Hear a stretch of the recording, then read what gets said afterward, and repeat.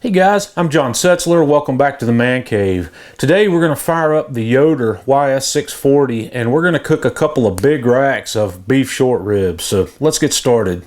First thing I want to do today is mix up a little batch of my Man Cave all-purpose seasoning number 9 that I really like. And this is a sort of a twisted variation of Emeril's Essence, and it's really good. We're going to start out with a half a cup of fine-grained sea salt and a half a cup of paprika, 1/4 of a cup garlic powder, 1/4 of a cup of onion powder, 4 teaspoons of freshly cracked black pepper, 1 teaspoon of cayenne pepper, 2 teaspoons of dry mustard, 2 tablespoons of dried thyme, and 2 tablespoons of dried oregano. And I'm just going to mix all that up and we're going to set that aside. Our Yoder's almost up to temperature, so now I'm going to introduce you to the stars of the show today. I got these 2 rather large racks of beef short ribs. One of them's a good bit larger than the other, and I got these at Publix, so I'm going to rub these down with a liberal coat of that seasoning blend we just made. I'm going to start on the bone side, and I'm just going to pat that on there,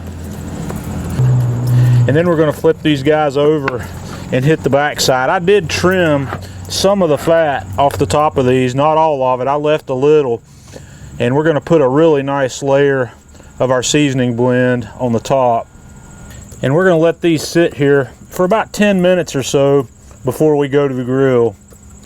Okay, I've got the 640 here cruising along at about 250, so we're going to put both of these racks of ribs up here.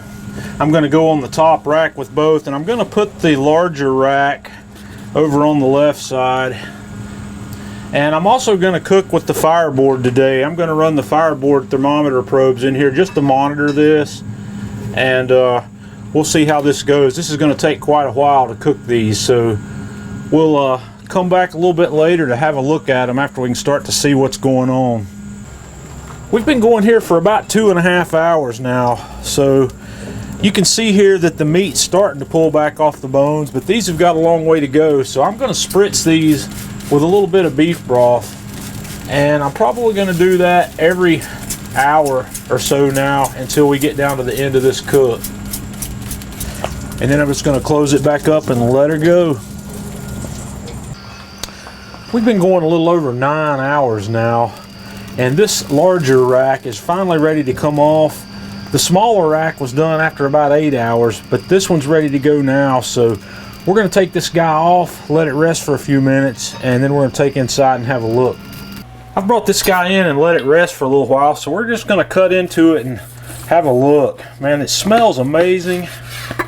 I've already tasted some of that first one that we took off, and just have a look at that. Look at how juicy that is. It's just running. And I've got a pretty good smoke ring in the areas where I didn't have the fat cap cover.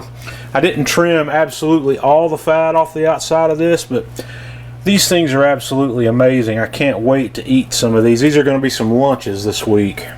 So that wraps up a perfectly awesome beef short rib cook, and I have to say, those were the best tasting beef short ribs I've ever cooked. That seasoning blend that I put on there is amazing.